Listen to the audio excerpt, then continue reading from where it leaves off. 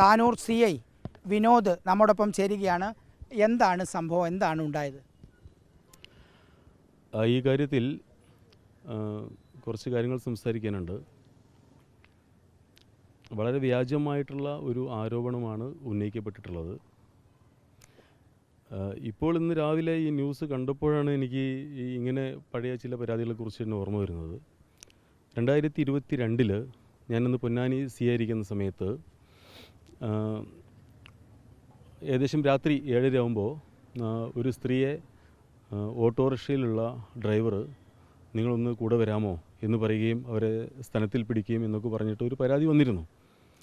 അപ്പോൾ രാത്രി അത് ഫസ്റ്റ് തന്നെ സ്ത്രീ പരാതിയായിട്ട് ഏകദേശം 8 മണിയാകുമ്പോൾ വന്നു. ആ പരാതി തുടക്കത്തിൽ ഏത് സ്റ്റേഷനിലും പോലെ PRO ആണ് പരാതി സ്റ്റാർട്ടിങ്ങിൽ ഡീൽ ചെയ്തിട്ടുള്ളത്. അപ്പോൾ PRO ഈ കാര്യങ്ങളൊക്കെ മനസ്സിലാക്കി എൻ്റെ അടുത്ത് വന്നു. അപ്പോൾ ആ സ്ത്രീ എൻ്റെ അടുത്ത് വന്നിട്ടില്ല. അപ്പോൾ ഈ പരാതി മനസ്സിലാക്കിയ ശേഷം ആ സമയത്ത് ഈ പരാതിയുടെ കഴിവിനെ കുറിച്ച് അന്വേഷിക്കാൻ പോലീസുകാരോട് ഞാൻ ആദ്യം ജസ്റ്റ് വിട്ടു. പോലീസുകാർ അന്വേഷിച്ച സമയത്ത് സാർ ആ ഓട്ടോറിക്ഷ ഒന്നും ഇപ്പോൾ അവിടെ കാണാനില്ല. പക്ഷേ ഈ സ്ത്രീ മുന്നേ പലർക്കുമെതിരെ പരാതി കൊടുത്തിട്ട് കോംപ്രമൈസ് ആക്കി പണം തട്ടുന്ന സ്ത്രീയാണ്. മുന്നേ പൊന്നാനിയിൽ ഈ സ്ത്രീക്കെതിരെ പരാതി നിലവിലുണ്ട് എന്നൊക്കെ പറഞ്ഞു. അപ്പോൾ ഓക്കെ, ഒരു കാര്യം ചെയ്യാം, നാളെ ഇതിനെക്കുറിച്ച് അന്വേഷിച്ചിട്ട് നടപടിയെടുക്കാം എന്ന് പറഞ്ഞു.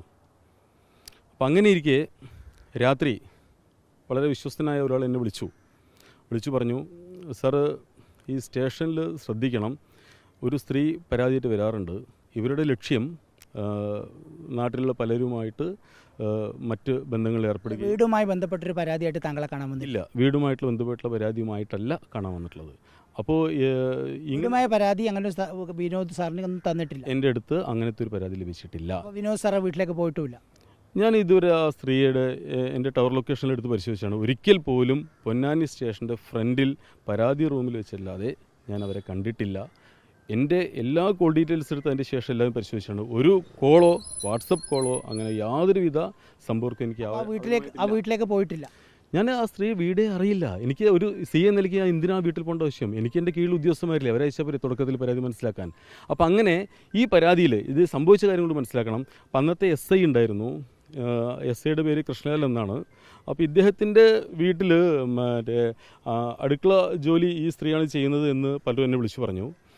അപ്പോൾ ഈ SI എടുത്ത് പരാതി എത്തുകയും പുറത്തുനിന്ന് കോംപ്രമൈസ് ചെയ്യാൻ വേണ്ടിയിട്ട് മറ്റേ SI അത് ശ്രമിച്ചിരുന്നു എന്നാണ് എനിക്കറിയാൻ കഴിഞ്ഞിട്ടുള്ളത്. അപ്പോൾ ഈ വിശ്വസന വ്യക്തി എന്നോട് ഇങ്ങനെ ഈ ഒരു കാര്യങ്ങൾ സ്റ്റേഷൻ നടക്കാൻ പാടില്ലാത്തതാണെന്നും സാർ ഇതിൽ അന്വേഷിച്ച് കേസ് എടുക്കണമെന്ന് പറഞ്ഞപ്പോൾ എനിക്കതിലെ കാര്യങ്ങൾ മനസ്സിലായി. വീടിനെ കുറിച്ചിട്ടുള്ളൊരു പരാതി താങ്കളുടെ അടുത്ത് വന്നതേ ഇല്ലേ? എൻ്റെ അടുത്ത് അങ്ങനെ വീടുമായിട്ട് സ്ത്രീ എൻ്റെ അടുത്ത് നേരിട്ട് പരാതിയുമായിട്ട് അങ്ങനെ വന്നിട്ടില്ല. നേരിട്ടല്ല, പോലീസ് സ്റ്റേഷനിൽ വന്നില്ല? എനിക്കത് ഓർമ്മയില്ല. അങ്ങനെ ഒരു വീടിൻ്റെ പരാതിയായിട്ട് ബന്ധപ്പെട്ടതാണെന്ന് എനിക്ക് യാതൊരു ഓർമ്മയില്ല. വീട്ടിലേക്ക് പോയതേ ഇല്ല. ഞാൻ ഇതുവരെ ഏത് റെക്കോർഡിൽ എന്ത് കൊടുത്തുള്ളൂ. എനിക്ക് ആ സ്ത്രീ വീട് ഇപ്പോഴും അറിയില്ല, ഇനിയും അറിയില്ല. ആ സ്ത്രീ ഞാൻ സ്റ്റേഷൻ്റെ പുറത്തുനിന്ന് കണ്ടതേ ഇല്ല. ഇനി ഒരു കാര്യം പറയട്ടെ, ഒറ്റ കാര്യം കൂടി പറയട്ടെ. അപ്പം അങ്ങനെ ഞാൻ എന്ത് ചെയ്തു, ഈ പരാതിയിൽ ആദ്യം തന്നെ പിറ്റേ ദിവസം രാവിലെ വന്നുടനെ FIR ഇട്ടു. ഞാൻ 2 പോലീസുകാർ വിട്ട് പ്രതിയെ നമ്മൾ സംസാരിക്കുന്ന ആ പരാതിയെ കുറിച്ചല്ല, നമ്മൾ സ്പെസിഫിക് ആയിട്ടുള്ള ഒരു പരാതിയുണ്ട് അവരുടെ വീടുമായി ബന്ധപ്പെട്ട്. അങ്ങനെ ഒരു പരാതി നിങ്ങൾ അവിടെ CI ആയിരിക്കെ സ്റ്റേഷനിൽ കിട്ടിയില്ല എന്നുള്ളതാണോ പറയുന്നത്? വീടുമായിട്ടുള്ള ബന്ധപ്പെട്ട പരാതിയുമായി സ്ത്രീ എന്നെ സമീപിച്ചിട്ടില്ല. ആ ഒരു പരാതിയുമായിട്ട് സ്ത്രീ എൻ്റെ അടുത്ത് വീട്ടിലേക്ക് പോയിട്ടുമില്ല. ഇതുവരെ സ്ത്രീയുടെ വീട്ടിൽ ഞാൻ പോയിട്ടില്ല, കണ്ടിട്ടില്ല, ലൊക്കേഷനിൽ തന്നെ പോയിട്ടില്ല. ഉയർത്തുന്ന സ്ത്രീ മാത്രമല്ല, സ്ത്രീയുടെ വീട്ടിലുണ്ടായ മറ്റൊരു സുഹൃത്തും നിങ്ങളെ കാണുന്നുണ്ട്. അതെനിക്കറിയില്ല. ഇന്നും തിരിച്ചറിയും നിങ്ങളെ കണ്ട 100 CI നിലയ്ക്ക് എന്നെ തിരിച്ചറിയാത്ത ആരാളുള്ളത്? ആ വീട്ടിൽ വന്നു എന്നുള്ളത്, നിങ്ങളെ വീടിന്റെ വാതിൽ മുട്ടിയിട്ട് അകത്തേക്ക് കയറുന്ന, സിവിൽ ഡ്രസ്സിൽ വന്ന് അകത്തേക്ക് കയറുന്നവർ കണ്ടിട്ടുണ്ട്? എനിക്കറിയില്ല. ഞാൻ ഈ വോയിസിൽ കേട്ടു ഏതോ ബൈക്ക് എന്ന്. എനിക്കങ്ങനെ ബൈക്ക് തന്നെ ഇല്ല. ഞാൻ സ്റ്റേഷനിൽ ബൈക്ക് സ്വന്തം വേണമെന്നില്ലല്ലോ ഒരു സ്ഥലത്തേക്ക് പോകാൻ. ഞാൻ അതല്ല ചോദിക്കുന്നത്, സ്പെസിഫിക് ആയ ചോദ്യമാണ്, ഡയറക്റ്റ് ആണ്. പിന്നെ നിങ്ങൾ ആ വീട്ടിലേക്ക് വാതിൽ തട്ടി പോയിട്ടേ ഇല്ല എന്നുള്ളതാണ്. എന്താണ് സംശയം? ഞാൻ പലതവണ പറഞ്ഞില്ലേ, ഒരു തരത്തിൽ പോലും ഞാൻ ആ സ്ത്രീയെ കാണാനോ സമ്പർക്കത്തിൽ ഏർപ്പെടാനോ ഫോൺ വഴി ബന്ധപ്പെടാനോ നേരിട്ട് കാണാനോ ഞാൻ നിന്നിട്ടില്ല. നിങ്ങൾക്കെതിരെ DYSP ബെന്നിക്ക് നിങ്ങൾ അവരെ ചൂഷണം ചെയ്തു എന്ന് പറഞ്ഞ് പരാതി കൊടുത്തിട്ടുണ്ടോ? അവർ ആ പരാതി എന്നെ പറയാൻ അനുവദിക്കൂ. അതേ ഞാൻ പറഞ്ഞത്. രാവിലെ ഇതിൻ്റെ മുകളിൽ ഞാൻ FIR ഇട്ടു, പ്രതിയെ അറസ്റ്റ് ചെയ്തു, ജയിലിലടച്ചു, വാഹനം സീസ് ചെയ്തു. അപ്പോൾ ഈ സ്ത്രീയുടെ കോംപ്രമൈസും പുറത്തുനിന്നുള്ള പണം കിട്ടില്ല മനസ്സിലായി. SIക്കൊന്നും ഇടപെടാൻ പറ്റില്ല മനസ്സിലായി. ഉടൻ തന്നെ എന്ത് ചെയ്തു, സ്ത്രീ പറഞ്ഞു എൻ്റെ ഈ പരാതി ഒന്നും ഇവിടെ എടുക്കില്ല അല്ലേ എന്ന് പറഞ്ഞ് ബെന്നി സാർ അടുത്ത് പരാതിയിട്ട് പോയി.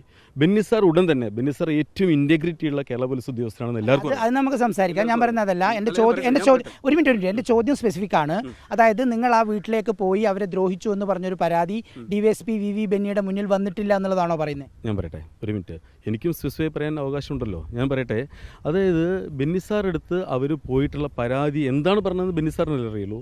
പക്ഷേ ഈ ഒരു പരാതിയെ പറ്റിയ ബെന്നി സാർ എന്നോട് ചോദിച്ചത്, അതായത് വിനോദ് അവരെ വീട്ടിൽ പോയിരുന്നോ, കോൾ ഡീറ്റെയിൽസ് എടുത്തിരുന്നോ. അപ്പോൾ ഞാൻ എൻ്റെ നമ്പറുകളെല്ലാം അദ്ദേഹത്തിന് കൊടുത്തു, എൻ്റെ ആധാർ നമ്പറും കൊടുത്തു. അത് വെച്ച് എൻ്റെ എല്ലാ സിമ്മുകളും അദ്ദേഹം കണ്ടുപിടിച്ചു, മുഴുവൻ കോളുകൾ എടുത്തു, ലൊക്കേഷൻ എടുത്തു.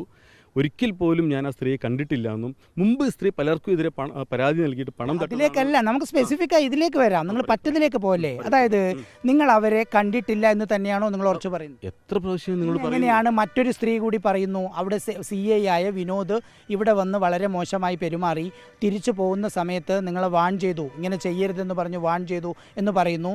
എന്നിട്ട് VV ബെന്നിക്ക് പരാതി കൊടുക്കുന്നു. VV ബെന്നി ആ വീട്ടിലേക്ക് അന്വേഷിക്കാൻ പോകുന്നു എന്നാണ് പരാതിക്കാരി പറയുന്നത്. അങ്ങനെ ഒരു പരാതി, നിങ്ങൾ ഇങ്ങനെ ചൂഷണം ചെയ്തു എന്ന പരാതി VV ബെന്നിയുടെ അടുത്ത് ഉണ്ടായില്ലേ എന്നുള്ളതാണോ? തീരെ ഉണ്ടായില്ലേ? അങ്ങനെ പരാതിയെക്കുറിച്ച് അറിയില്ലേ താങ്കൾക്ക്? ഇത് വളരെ വിചിത്രമായി എനിക്ക് തോന്നുന്നു. കാരണം എന്തെന്ന് വെച്ചാൽ, ഒരു പരാതിക്കാരി അല്ലെങ്കിൽ അവരെ സപ്പോർട്ട് ചെയ്യുന്ന ആരോ ഇങ്ങനെ പരാതി പറഞ്ഞു എന്നത് ഇപ്പോഴാണ് ഞാൻ അറിയുന്നത്. എനിക്ക് അങ്ങനെ പരാതിയെക്കുറിച്ച് അറിയില്ല.